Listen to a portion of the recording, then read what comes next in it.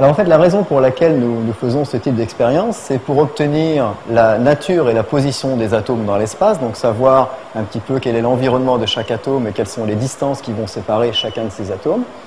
En effet, contrairement à ce que l'on pense souvent, les propriétés d'un matériau ne sont pas liées uniquement à sa composition, mais aussi à l'arrangement des atomes qui le composent. Alors on peut prendre l'exemple très simple, c'est peut-être le plus simple qui soit, de deux matériaux qui sont composés exactement des mêmes atomes, le graphite et le diamant. Ces deux matériaux sont composés à 100% d'atomes de carbone, et pourtant ils ont des propriétés très différentes. Le diamant est transparent et un très bon isolant électrique, alors que le graphite, lui, est noir et conduit très bien l'électricité. La différence essentielle provient du fait que la façon dont ces atomes sont connectés entre eux diffère et donc produit des propriétés qui sont complètement différentes.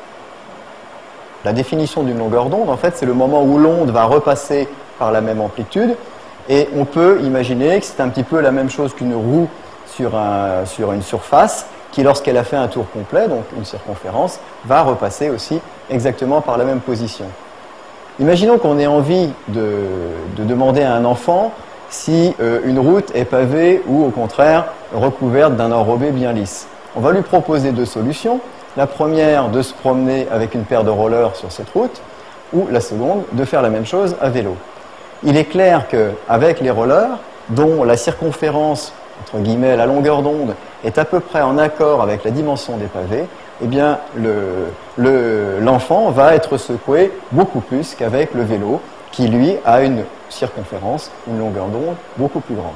Donc voilà un petit peu comment, de manière très simple, on peut expliquer pourquoi la longueur d'onde doit être adaptée à la distance qui sépare les motifs qui se répètent dans l'objet.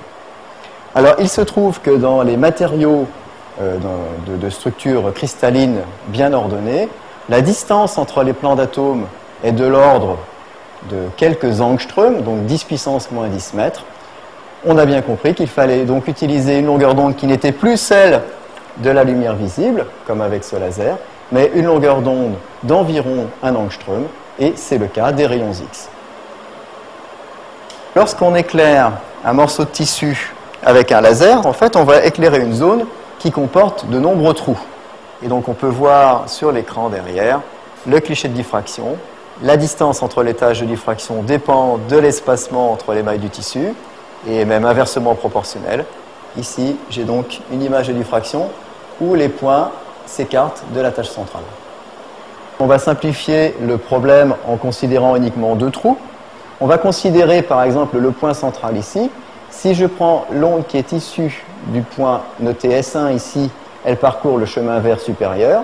L'onde issue de S2 parcourt un chemin de longueur identique, ce qui fait que les ondes issues de ces deux points vont passer par des maxima simultanément, et on a donc des ondes qui sont dites en phase.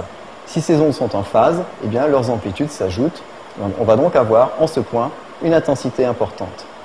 En revanche, si je me place en ce point, eh bien ce point est tel que le chemin parcouru ici est beaucoup plus court que celui que met la lumière pour venir du point S2, et il existe donc un déphasage entre les deux ondes, et on voit très bien que dans le temps, les ondes vont vibrer de cette manière, ce qui fait qu'à chaque instant, la somme des intensités est nulle. Donc on a typiquement des interférences, c'est-à-dire que de la lumière plus de la lumière, ça peut faire du noir. Pour modéliser cet objet, je n'ai pas besoin d'avoir toute sa surface. Il me suffit de définir une petite zone dans laquelle je vais avoir la répétition des mailles, et il suffira ensuite de translater dans les deux directions de l'espace pour connaître parfaitement la totalité de l'objet. C'est le principe de la diffraction en fait. On va essayer dans une petite zone de déterminer le contenu qui par translation va nous permettre d'avoir la totalité parce que, entre guillemets, tout est rangé de la même manière. Si je prends un objet périodique et que j'ai son diagramme de diffraction, que je fais tourner cet objet, eh bien le diagramme de diffraction va tourner aussi. Alors si je définis une poudre au sens de la diffraction, ici qui va être une poudre 2D, eh bien, en fait, ça va correspondre à l'illumination avec le laser d'un nombre important de ces petits objets, le but étant d'avoir toutes les orientations possibles. Alors, si je fais le cliché de diffraction de tous ces objets-là, eh bien, j'obtiens ça, c'est-à-dire qu'ici, j'ai superposé les clichés de diffraction de cette petite dizaine d'objets. On comprend facilement que si je prends un nombre infini d'objets, eh bien je vais dessiner des cercles qui seront concentriques. Alors, on peut voir que pour enregistrer ce rayon, il n'est pas nécessaire d'avoir l'information sur la totalité des cercles, mais il suffit de couper ces cercles à l'aide d'un appareil. Donc ici, en l'occurrence, comme on a affaire à de la lumière, on pourrait prendre une petite cellule photo. Lorsque la cellule est au centre, elle n'enregistre rien du tout. Puis lorsqu'elle coupe le premier cercle, apparaît un premier pic, deuxième pic de diffraction, et en faisant un balayage jusqu'à l'extrémité, je vais avoir autant de pics que j'avais ici de cercles concentriques. Donc on voit sur ce diagramme de diffraction en fait, qu'on a affaire à deux informations. La position des pics qui va nous permettre de remonter aux dimensions et à la forme de cette petite boîte qu'on translate pour avoir l'information globale sur le matériau.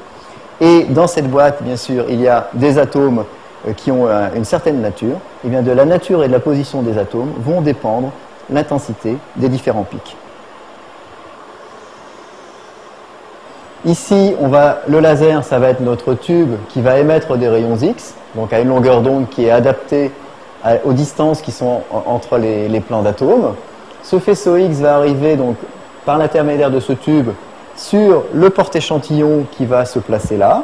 Vous avez ici des échantillons qui sont prêts pour l'enregistrement. Ils vont venir se placer ici.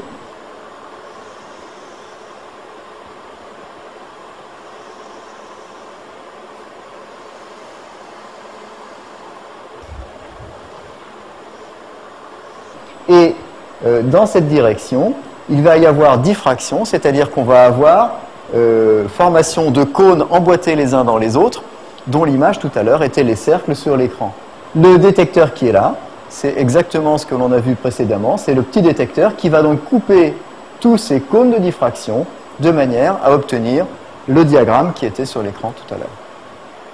On peut effectivement faire le parallèle entre la diffraction des rayons X et puis des techniques de microscopie comme la microscopie électronique en transmission, qui sont des techniques, cette fois-ci, d'observation directe, entre guillemets, de l'objet.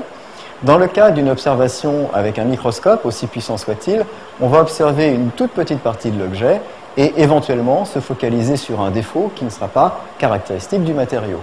Dans le cas de la diffraction des rayons X, au contraire, on ne voit pas l'objet, mais par calcul, on va pouvoir, du fait de la répétition de ces plans d'atomes, avoir une connaissance très précise de l'objet, puisqu'on va avoir une information sur la moyenne de ce qui se passe dans le matériau.